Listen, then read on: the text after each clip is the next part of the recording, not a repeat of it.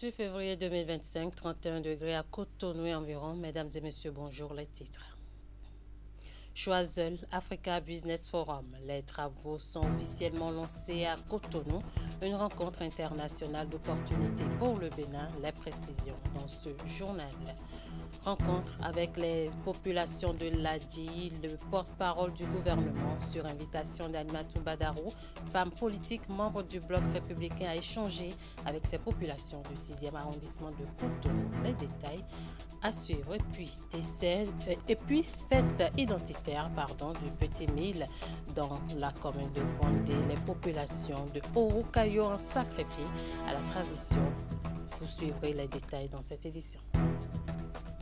À nouveau bonjour. Situé dans les encablures du marché d'Antokpa, entre les deux ailes de la voie bitumée traversant le marché d'Antokpa, en quittant le carrefour Legba, cet espace isolé autrefois exploité par les conducteurs de bus Cotonou-Porto Novo, est un endroit abandonné. Cet endroit a retenu l'attention de Hugues Vingbe et son équipe de reportage qui se sont intéressés à la situation actuelle de cet endroit et au désagrément qu'il cause aux riverains. Voici les détails sur les images de Elvis Tonokwa.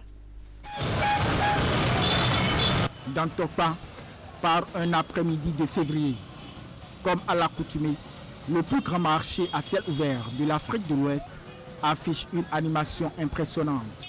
Mais une portion du site est quelque peu déconnectée de cette affluence et ses va-et-vient incessants. Sur cet espace, quelques petits commerces et une poignée de citoyens en quête de lieux de repos. Selon ce conducteur de taxi, l'endroit servait de gare routière avant d'être libéré il y a quelques années.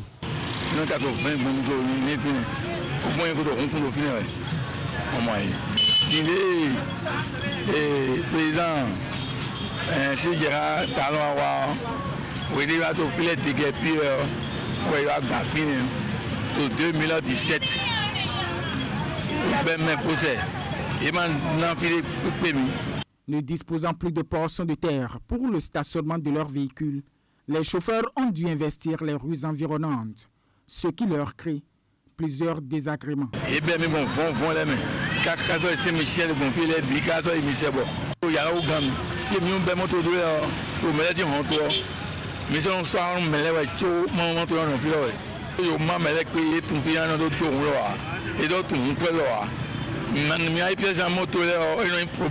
Ces difficultés ne sont pas les seules auxquelles sont confrontés les usagers du marché.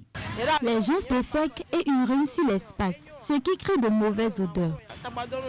Au bord du désespoir, ces dames appellent les pouvoirs publics à l'aide.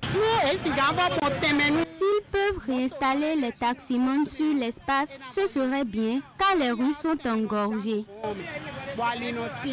Notre démarche visant à obtenir le son de cloche des autorités locales sur cette situation n'a pas prospéré. Des acteurs du secteur privé, des opérateurs économiques nationaux et des investisseurs internationaux venus d'Afrique et d'ailleurs se retrouvent depuis hier à Cotonou pour poser les bases de la création d'un grand et vaste réseau de rencontres d'opportunités et d'affaires. Objectif, promouvoir le renforcement des partenariats économiques entre l'Afrique et le reste du monde. Et ce sont déjà là les éléments de langage qui serviront de support aux travaux du Choiseul Africa Business Forum lancé officiellement hier à Cotonou. Mais que gagne le Bénin en accueillant ce forum? La réponse dans ce compte rendu de Virgile Arodeignon et Moufid Sabour. 350 décideurs parmi les plus influents du continent africain et d'ailleurs sont à Cotonou pour le Choiseul Africa Business Forum. Placé sous le signe de la coopération et du dialogue, ce grand rendez-vous économique et d'affaires que Cotonou accueille après Casablanca en 2023 met en lumière les dynamiques de coopération économique et d'investissement. Le Choiseul Africa Business Summit, en réunissant des leaders économiques, des investisseurs, des décideurs et des innovateurs, est une plateforme idéale pour accélérer les échanges et les partages entre eux en vue de la multiplication des opportunités et la concrétisation des ambitions et des rêves. Ce sommet revêt donc une importance stratégique pour l'avenir de notre continent et constitue un tremplin pour l'essor de son économie et celle du monde. Le choix porté sur Cotonou pour abriter cet événement n'est pas un hasard.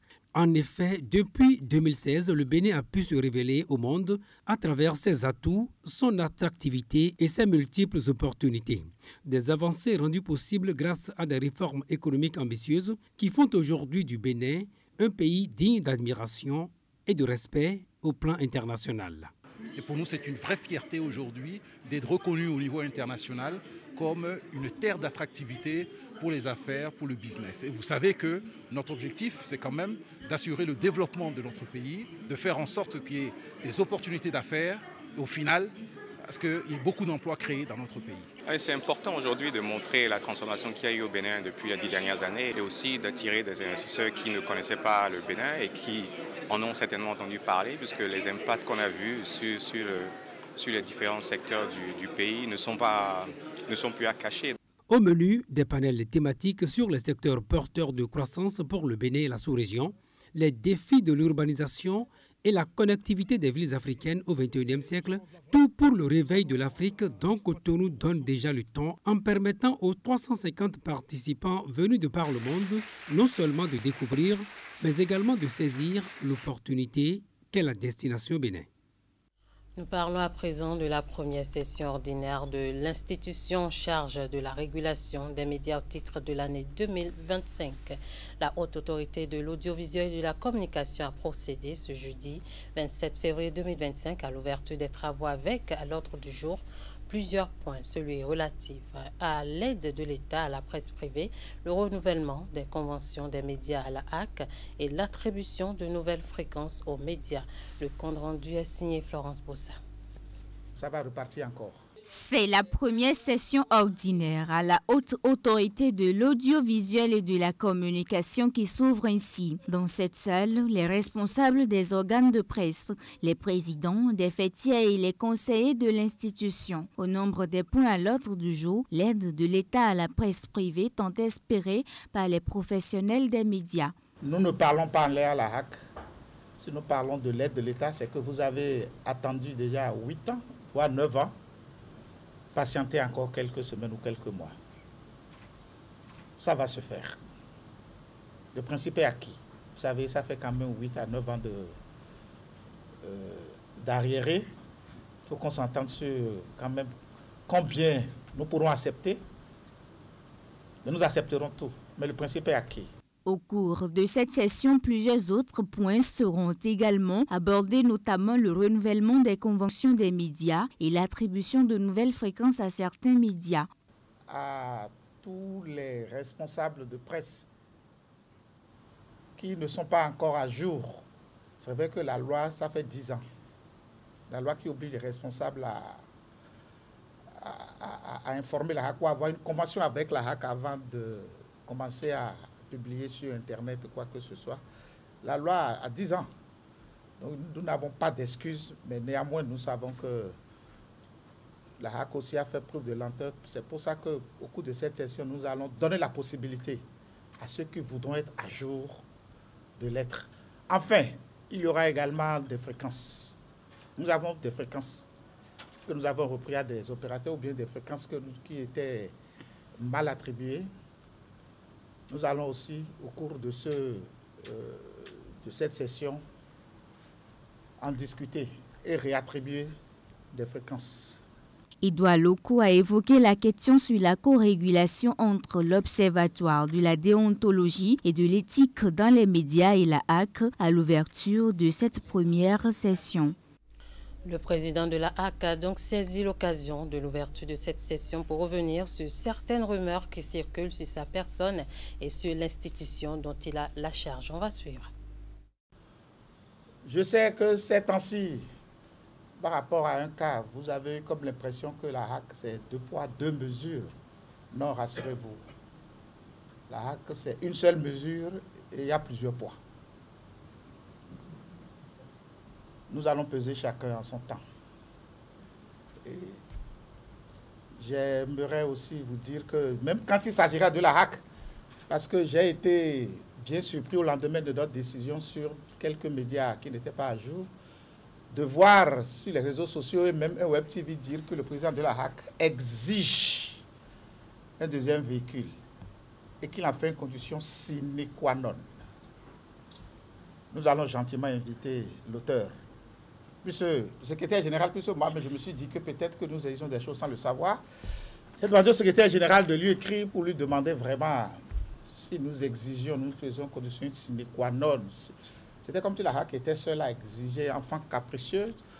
Le secrétaire général a écrit 3 fois à notre partenaire là, qui se permet même de publier sur des adresses qu'il n'a pas obtenues.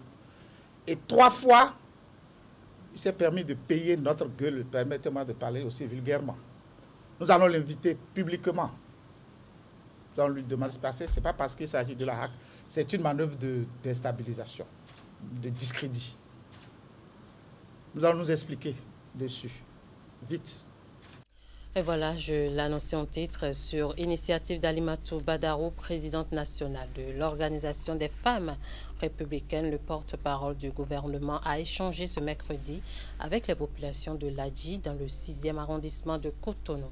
Wilfred Léon Bédi a présenté à ces populations un bilan sommaire des grandes réalisations du gouvernement en vue d'améliorer le quotidien des Béninois avant de recueillir leurs doléances. Le moins qu'on puisse dire est que les populations de Ladji et environ sont en proie depuis des années à d'énormes difficultés dues à la situation géographique de la dite localité. Voici le point avec Virgile Rodin.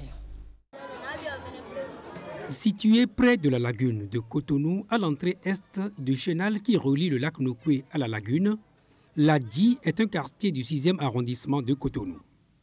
Ici, les populations vivent dans un enclavement total, coupées du reste de la capitale et dans la quasi-ignorance de ce que le gouvernement fait pour elles.